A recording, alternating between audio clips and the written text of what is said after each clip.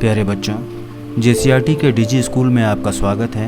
मैं अमरेश कुमार आज जल अनमोल संसाधन टॉपिक के क्वेश्चन आंसर पर डिस्कस करूंगा। निम्नलिखित वाक्यों के समक्ष सही अथवा गलत का चिन्ह लगाइए। पहला है, भौम जल का स्तर कभी कम नहीं होता। ये गलत है क्योंकि भौम जल का स्तर विभिन्न भौगोलिक स्थितियों के हिसाब से कहीं कम या कहीं अधिक हो सकता है।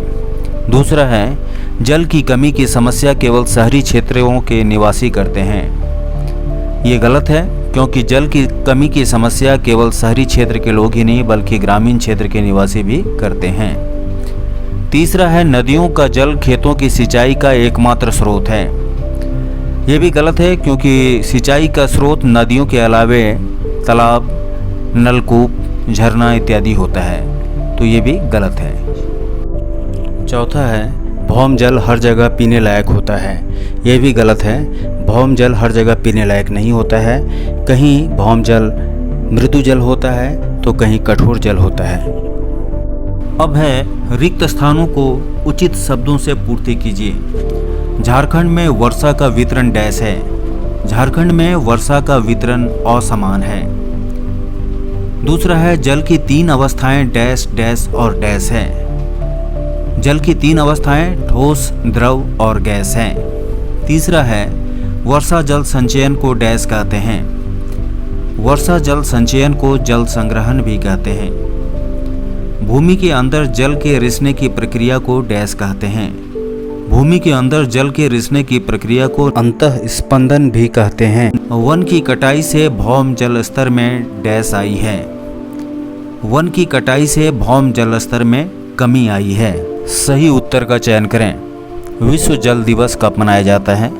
ऑप्शंस है 21 जनवरी, 22 मार्च, 29 मई और 19 सितंबर। सही उत्तर है 22 मार्च। दूसरा है, जल निम्न में से कौन से द्रव अवस्था में नहीं पाया जाता है? ऑप्शन है हिमपात, झील का जल, नदी का जल, जल वाष्प। सही उत्तर है हिमपात। तीसरा है, किस व्यक्ति को जल पुरुष के नाम से जाना जाता है?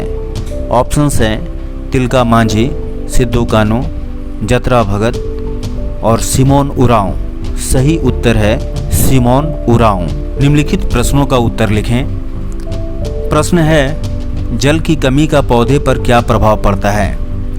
जल की कमी से पौधे मुरझा जाते हैं। अत्यधिक जल की कमी से पौधे सूख कर मर जाते हैं, अतः पौधे के लिए जल नितांत आवश्यक है।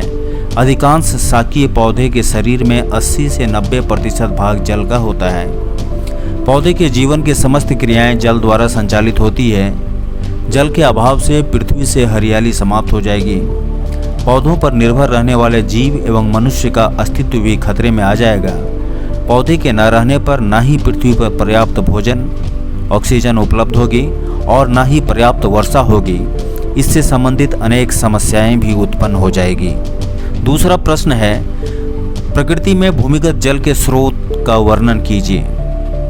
उत्तर है, भूमि के नीचे पाए जाने वाले जल को भूमिगत जल कहते हैं। वर्षा के जल अथवा बर्फ भूमिगत जल के स्रोत हैं। वर्षा जल एवं बर्फ के पिघलने से पानी का कुछ भाग भूमि द्वारा अवशोषित कर लिया जाता है तथा इसका कुछ भाग गुरुत्व के प्रभाव के फलस्वरूप भूमि के नीचे स्थित परतों में एकत्र हो जाता है। वर्षा का जल अथवा बर्फ प्रकृति प्रदत्त भूमिगत जल के स्रोत हैं, जिसे चापाकल, कुआं एवं मोटरों के द्वारा बोरिंग के माध्यम से निकाला जाता है। अगला प्रश्न है, दैनिक जीवन में जल का क्या महत्व है? जल सभी सजीवों के लिए महत्वपूर्ण पदार्थों में से एक है। जल के बिना जीवन की कल्पना नहीं की जा सकती है। जीवन के सभी कार्यों का निष्पादन करने के लिए जल की आवश्यकता होती है। जल पृथ्वी पर उपलब्ध एक बहुमूल्य संसाधन है, अतः कहा जा सकता है कि जल सभी सजीवों के जीने का आधार है। जल केवल पीने के लिए ही नहीं बल्कि हमारे दैनिक जीवन के उद्देश्यों जैसे स्नान, खाना पकाने, सफाई और कपड़े धोने आदि के लिए भी आवश्यक है।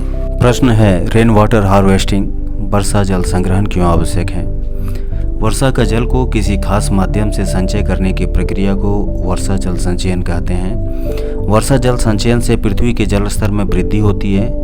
वर्षा जल संचयन बहुत महत्वपूर्ण है क्योंकि यह पानी की बर्बादी को रोकने और इसे कई तरीकों से उपयोग करने का अभ्यास है। ऐसी कई विधियां हैं जिसके माध्यम से यह किया जा सकता है, जैसे सतही जल संग्रह प्रणाली, कटाई की छत की विधि, भूमिगत टैंक, बांध, ढलान, बैराज, जल संग्रह जलाशय, खाइयाँ आदि। अगला प्रश्न है, जल संरक्षण की विभिन्न विधियों को स्पष्ट कीजिए। उत्तर है, जल संरक्षण की विभिन्न विधियां हैं। पहला विधि है सतह जल संग्रह सिस्टम। सतह जल वह पानी होता है जो वर्षा के बाद जमीन पर गिरकर धरती के निचले तल में बहकर जाने लगता है।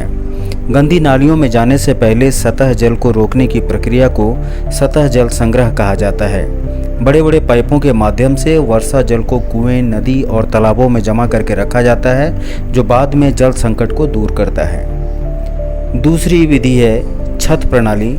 इस तरीके से हम छत पर गिरने वाले वर्षा के जल को पाइपों के माध्यम से संचय करके रख सकते हैं। तीसरी विधि है बांध।